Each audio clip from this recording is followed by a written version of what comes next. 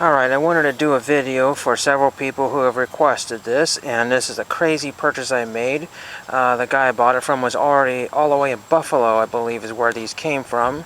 Everything is from bad condition to bad condition in this box, and just wanted to take a chance on this. It worked out to about $5 a piece. You can do the math on it, maybe something to like that. Goodwill is at least $5 a piece at their outlet/bin store. So I wanted to show you what I got here, and I got this crazy box of baseball bats. The guy that got them found them in the dumpster, and I think that's where he got them, and a lot of them look like they should go back in there, but you know, as collectibles, display pieces, interesting pieces of history, unusual labels, and what they cost at Dick's Sporting Goods, I basically got this all for the price of one or two. So really interesting, because a lot of people decorate with these things and repurpose them. I won't say they turn them into lamps, because it's really hard to get a hole down the center there, drill long enough, but it just really cool. So Harry Humstone channel was one of the people that wanted to see my bat collection here, so instant bat collection, and yeah, very cool. So let's get into this. I haven't even really looked at all these. I couldn't believe they were still available for sale, because I had forgot about it months ago. Some of these are semi-professional bats here. This is a super bat, whatever that means here. There's an A bat right there, I will lay these out on a picture form later on. So this is Pro Maple. I wonder what that one would have cost, but you can tell it was really played. I don't know how long these have been sitting, you know, in wherever it had been. You know, it looks like they got some damage to it. So maybe they had been through a flood, or maybe they just got really well used. You know, baseball bats take a lot of abuse. Again, I don't know a lot about, you know, professional baseball bats. I only have a few. I throw them around. This is a gamer. Marucci gamer bat there, so that couldn't have been cheap. That could not have been cheap. So that's cool, very cool. And I want to say that most of these came from the same collection. We'll go through that one there. I'll go a little faster. This is just a T-shot, T-ball bat. I've never seen one of these here. Rawlings Adirondack, very well loved. So they probably used it for, oh man, it's really dirty and sandy on the end there. So who knows what they used? You know, grinding in like this here probably. So that could be just used for some sort of art project or whatever. You know, you could also take like a bat such as this and another one and turn them into bat racks. So turn bats into bat racks or something. That's kind of neat for that one. Then we have this one here is an Adirondack bat here. Again, I don't know the dates of all these. This says game something or other in here. Oh, it says Johnny Bench. So who knows what this one, plain. And well, it's a Johnny Bench model bat there, so that's cool. So a vintage Johnny Bench bat, that's neat. You can very faintly see that. I can, but maybe you can't here. We've got a Louisville Slugger Pro, Redner's Warehouse Markets, Ryan Howard bat here. So it's not his bat, but it came from Redner's Warehouse Markets. It's a like kid-sized bat, I think. It's got a busted split there, but so nonetheless, that's Ryan Howard's pretend autograph, so that's kind of fun. Very well used.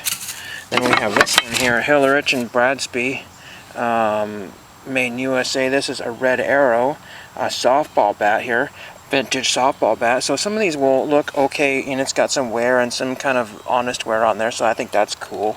So that'll make a nice display bat there. I'll go with my other collection.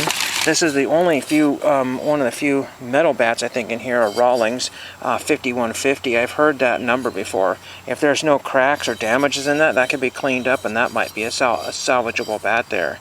So that's really neat, really neat. Lots of pine tar I think on there, tons of it. Whatever it is, it's scratching right off of there. Then we've got this one here. This belonged to Tyler Cyrus. I'll show you a picture of Tyler Cyrus maybe later on. He used a lot of pine tar, so halfway up the bat practically, old George Brett style. But Tyler Cyrus, I think, was just a college baseball player. I can't remember the college he was playing. You could look it up.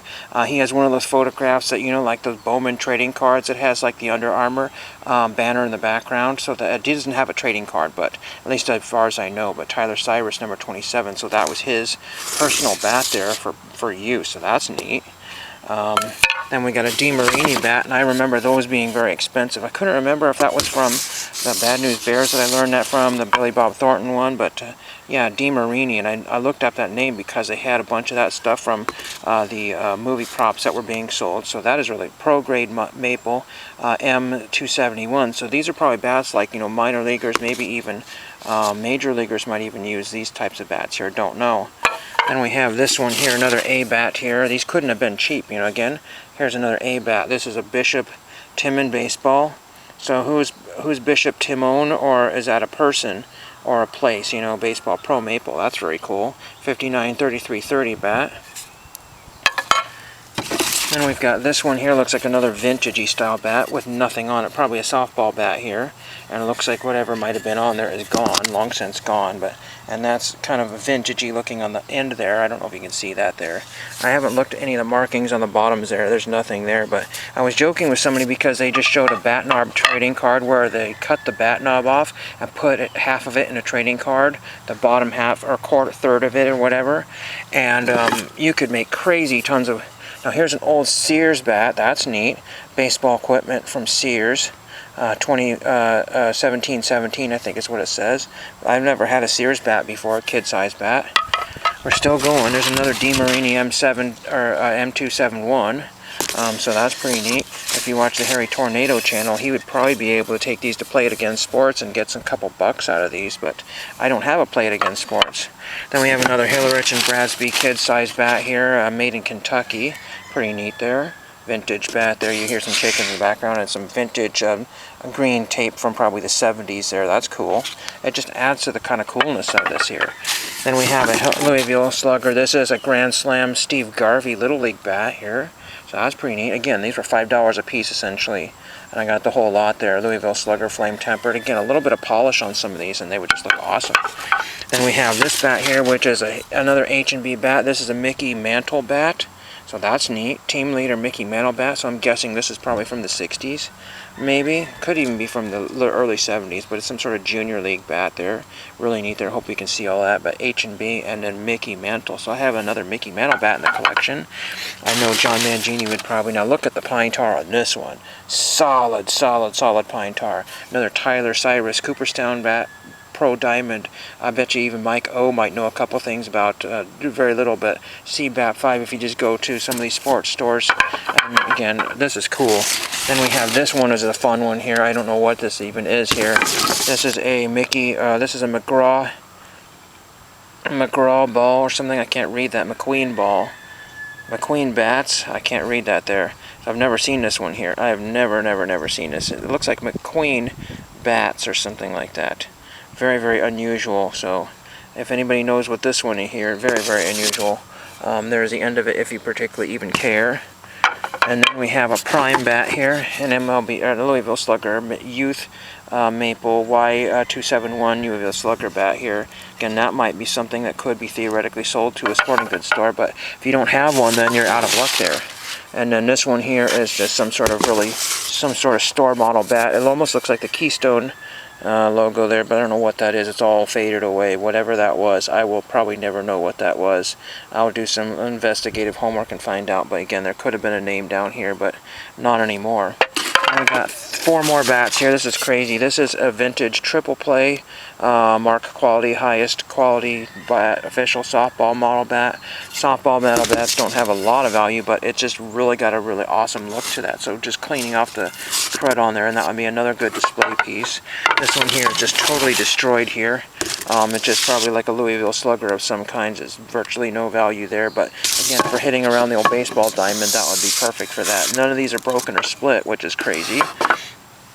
I got a really ancient looking one that's 100% black. I don't know if it was always like that, but it's a YMCA bat from maybe the YMCA. This is a Hillerich and Bradsby trademark, and this is their, oh, I can't even read it. It says trade, maybe, and then it says Louisville, Kentucky, but it's got the old YMCA logo on there. Hopefully you'll be able to see any of that. I'll take pictures of that stuff there.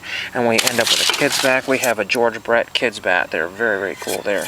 Oh, gosh, that's craziness there. So I got a couple good ones, a couple of bad ones, and just a bunch of fun ones, and a really cool pile of bats there. What I don't know even why I bought them for, but it's just really cool, and thank you for watching.